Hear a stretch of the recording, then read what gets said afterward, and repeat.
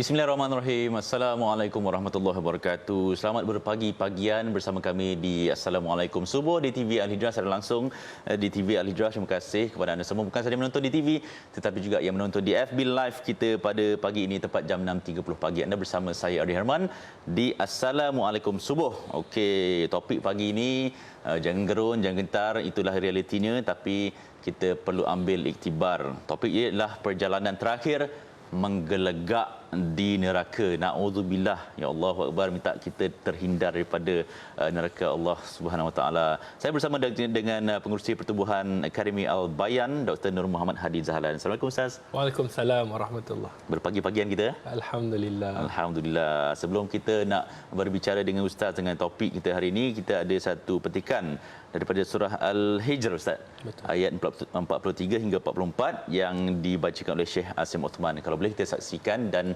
hayati dan insafi ayat ini. A'udzu billahi minasy syaithanir rajim. Bismillahirrahmanirrahim. Wa inna jahannama lamaw'iduhum ajma'in. Laha sab'atu abwab.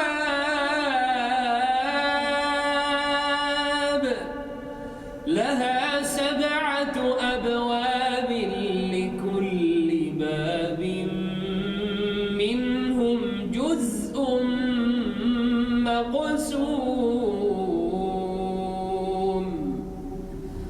Sadaqallahul azim.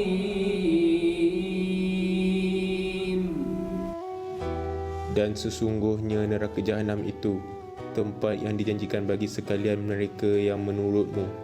Ia mempunyai 7 pintu. Bagi tiap-tiap sebuah pintu ada bahagian yang tertentu dari mereka yang sesat dan menyesatkan itu.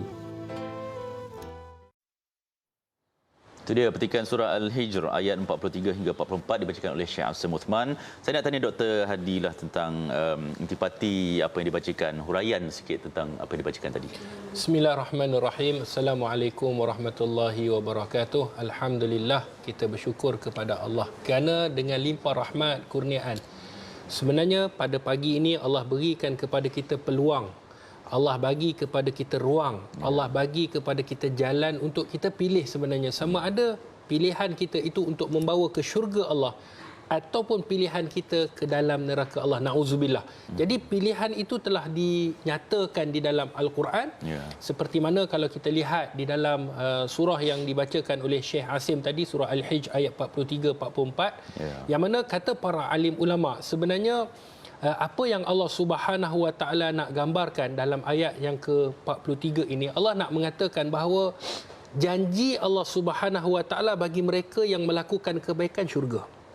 Dan janji Allah Subhanahu Wa Taala bagi mereka yang melakukan perkara-perkara maksiat, yang kufur, yang tolak atas segala apa yang telah didatangkan oleh Allah dan Rasul, maka janji Allah pastinya mereka akan masuk ke dalam neraka Allah. Janji itu jelas. Janji itu sangat jelas. Sebab itu Allah nyatakan pula dalam ayat 44 bagaimana neraka itu dia mempunyai 7 pintu. Dan setiap pintu itu ada bahagian-bahagian yang tertentu yang akan dimasuki oleh golongan-golongan yang tertentu. Kalau syurga kita dah bicarakan tentang 8 pintu, ada pintu orang yang bersabar, ada pintu orang yang melakukan kebaikan puasa pada mak ayah, puasa, solat. Jadi pintu neraka pun begitu juga. Golongan-golongan ini pada minggu lepas kita dah bicarakan bahawa ada 7 pintu yang dinamakan Jahannam, Lazah, Hutamah, Sa'ir, Saqar, Jahim dan juga Hawiyah. Ini semua adalah pintu-pintu neraka, dan kepada mereka yang masuk ke dalam pintu ni, kata para alim ulama, bersama mereka ini adalah golongan-golongan yang menyesatkan. Allah. Jadi setiap pintu itu ada kehancuran-kehancuran, siksaan-siksaan yang telah Allah sediakan yang sangat pedih. Sebab itulah tajuk kita pada pagi ini, iaitu menggelagak di neraka. Inilah satu benda yang kita kena muhasabah. Kenapa? Kerana itulah perjalanan kita yang sekiranya seseorang dicampakkan ke dalam neraka Allah. kita tidak tahu na'udzubillah bagaimana keadaan yang sangat perit. Sebab tu kita kena muhasabah sebelum sampai ke alam sana. Allah Akbar. Dah dijelaskan dalam Quran pun ya, surah Al-Hijr ayat 43-44 tu tentang orang kata ialah huraian tentang neraka itu sehingga macam mana kan. Ustaz, kita tahu dalam proses Isra Mi'raj Nabi Muhammad diperlihatkan suasana azab neraka itu bagaimana kan. Mungkin Ustaz boleh kongsikan bentuk azab di neraka yang diperlihatkan kepada Rasulullah macam mana? Sahabat-sahabat penonton yang dirahmati oleh Allah, dalam perjalanan peristiwa Isra dan Mi'raj, di dalam hadis Nabi sallallahu alaihi wasallam dirakamkan oleh Abu Daud, dirakamkan di dalam Imam Ahmad di dalam musnadnya, ini antara salah satu yang disebutkan oleh Nabi sallallahu alaihi wasallam. Insya-Allah Ustaz akan bagi 3 azab yang bagaimana hari ini kadang-kadang kita tak sangka kita juga melakukan perkara demikian. Sedangkan Nabi sallallahu alaihi wasallam lihat sendiri dengan mata kepala Nabi sendiri bagaimana siksaan ditunjukkan kepada Nabi tentang siksaan neraka.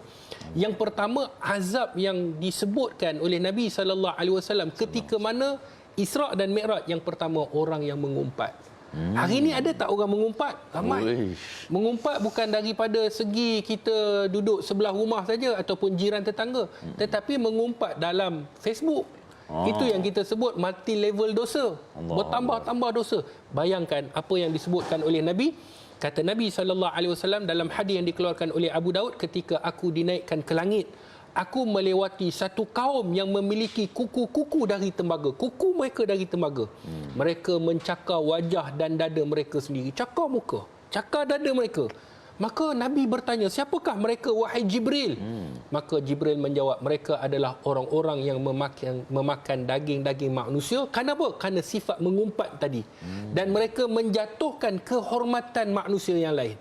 Maknanya orang yang mengumpat kemudian jatuhkan maruah orang lain, mereka ini akan mencakar muka dada mereka dan mereka akan memakan makanan yang paling busuk. Ini yang disebutkan seperti mana di dalam sanad sahih di dalam hadis yang dikeluarkan oleh Abu Daud. Itu yang pertama. Yang kedua, azab ini kita muhasabah kepada mereka yang berdakwah. Sebab kadang-kadang orang kata, Ustaz, Ustaz tak apalah kot bercakap dalam soal agama. Tidak.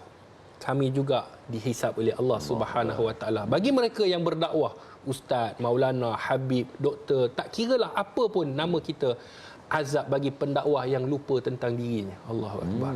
Kadang-kadang mereka bercakap tapi lupa diri mereka sendiri. Sedangkan mereka terikat dengan dosa dan pahala.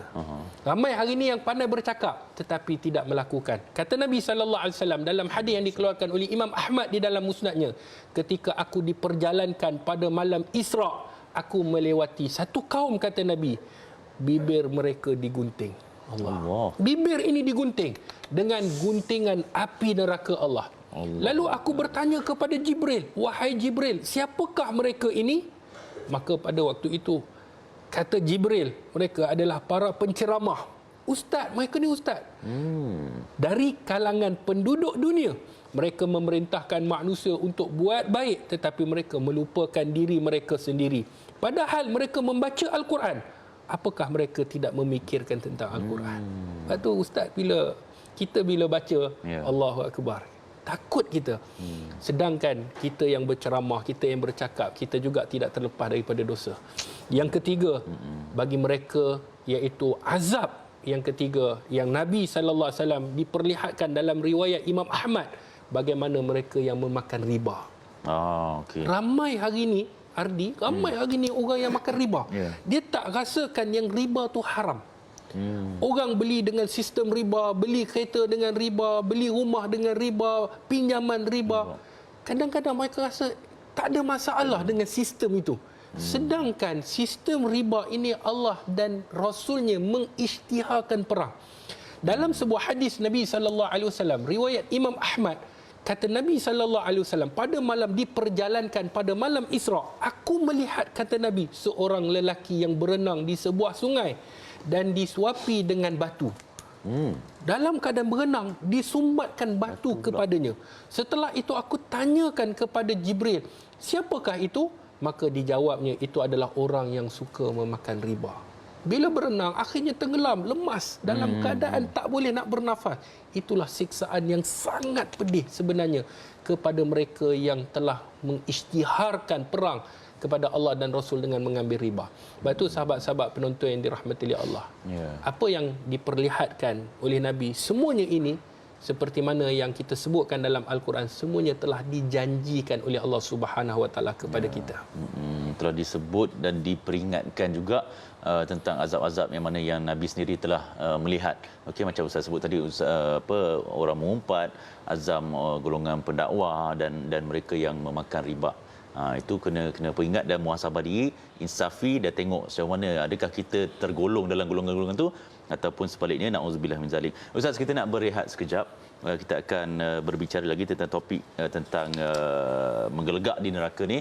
Kita kembali selepas ini dalam Assalamualaikum Subuh. Saya masih bersama dengan Dr. Hadi berbicara tentang menggelegak di neraka. Okey, saya nak tanya lagi Ustaz, gambaran azab neraka yang ditimpa ke atas golongan yang ingkar kepada Allah ni lah, apa yang mungkin gambaran lagi yang mungkin kita nak sedarkanlah kita semua ni yang mungkin lalai ni. Sahabat-sahabat penonton yang dirahmati oleh Allah, kalau kita buka dalam Al-Quran, sebenarnya banyak cerita yang telah menceritakan tentang azab. Cuma hati kita sudah gelap. Hati kita tak nampak tentang kebesaran dan janji Allah Subhanahu Wa Taala bagi mereka yang melanggar perintah Allah. Itulah dahsyatnya bisikan syaitan sehingga menyebabkan hati kita, tak apa, kita boleh bertaubat.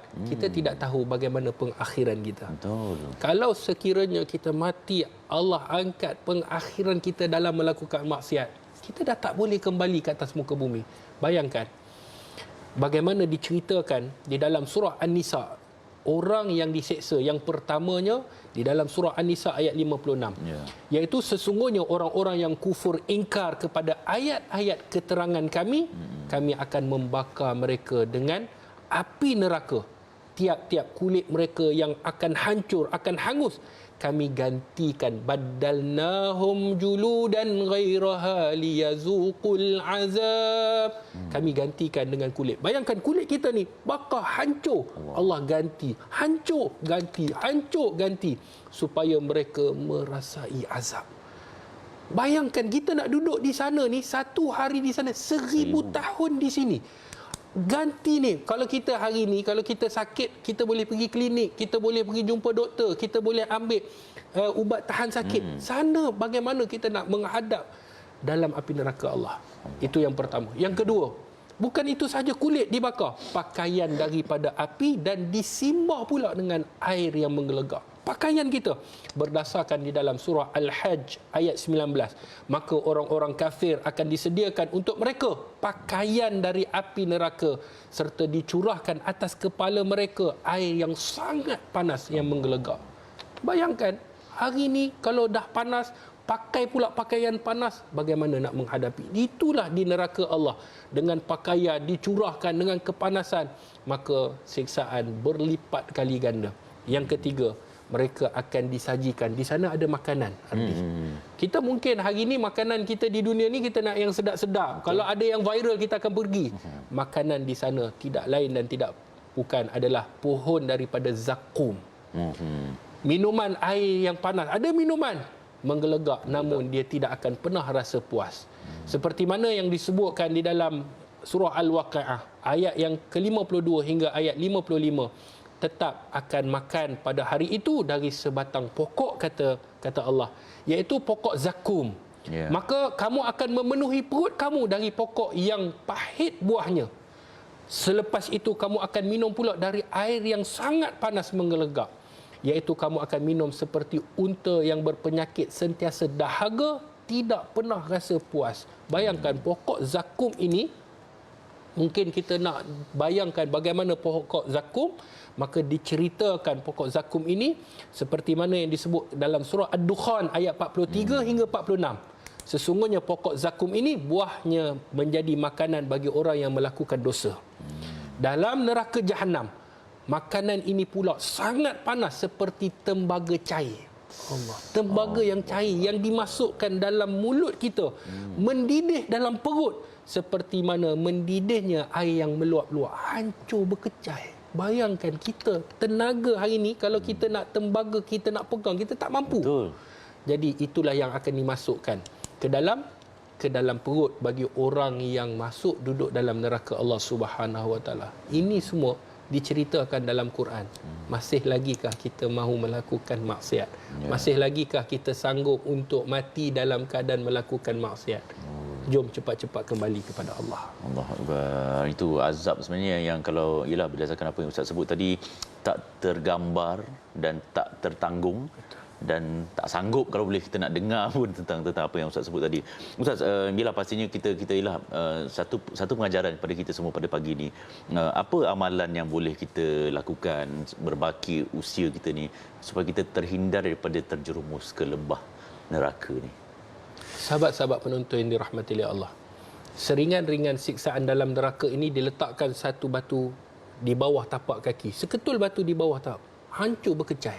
Itu azab yang paling ringan. Paling ringan. Seketul batu diletakkan, hancur manusia tu. Bayangkan siksaan yang punya banyak. Orang dedahkan aurat, mengumpat, bercakap, mengambil benda hak orang lain, ambil duit orang lain tanpa kebenaran, kita menganiayai diri kita orang lain. Maka sudah pasti kita mohon untuk kita dijauhkan daripada azab kubur dan azab siksaan neraka. Di sana terdapat di dalam hadis Nabi SAW bagi mereka yang nak menyelamatkan diri. Nombor satu, sudah pasti kena ikut perintah Allah. Rukun Islam kena buat. Solat, puasa, zakat mengikut syarat-syarat yang telah ditentukan. Cuma amalan-amalan, ada amalan-amalan sunnah apabila kita buat, insya-Allah seperti mana yang disebutkan oleh Nabi SAW, maka yang pertama, jangan lupa solat sunat 4 rakaat sebelum Zuhur dan selepas Zuhur. Siapa-siapa yang menjaga, kata Nabi SAW dalam hadis yang dikeluarkan oleh Imam At-Tirmizi, sesiapa sahaja yang menjaga 4 rakaat sebelum Zuhur, maknanya azan Zuhur, solat sunat qabliyah 4 rakaat, kemudian solat Zuhur, lepas habis solat Zuhur, solat sunat ba'diyah 4 rakaat, kata Nabi, Allah mengharamkannya neraka. Allahu Akbar. Amin. Ini yang kita nak, amalan begini yang kita nak. Solat, kita solat. Kemudian kita tambah dengan pahala sunnah. Dan kita yakin bahawa janji Nabi ni pasti Nabi akan, bila berjanji, pasti akan dimakbulkan. Pasti akan ditunaikan. Itu yang pertama. Yang kedua, jaga penglihatan. Ramai hari ni kita susah nak jaga dengan aplikasinya, dengan media sosialnya. Buka saja, scroll saja, tengok. Macam-macam ada.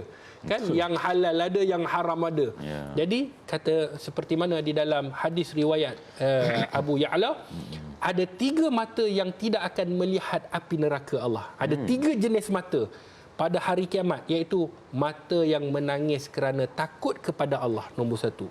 Yang kedua, mata yang berjaga di jalan Allah, yang sentiasa berjaga di jalan Allah, maksudnya dia bangun malam, dia qiyamul lail. Yang ketiga, mata yang tertunduk daripada apa yang diharamkan oleh Allah. 3 jenis mata ini akan terselamat daripada api neraka Allah. Itu amalan. Yang ketiga, kita jadikan peribadi lembut dan ramah lagi mesra. Kita berbesra dengan orang, lemah lembut. Kerana apa? Kata Nabi SAW dalam riwayat Imam Ahmad, diharamkan atas neraka setiap orang yang mudahkan urusan orang lain.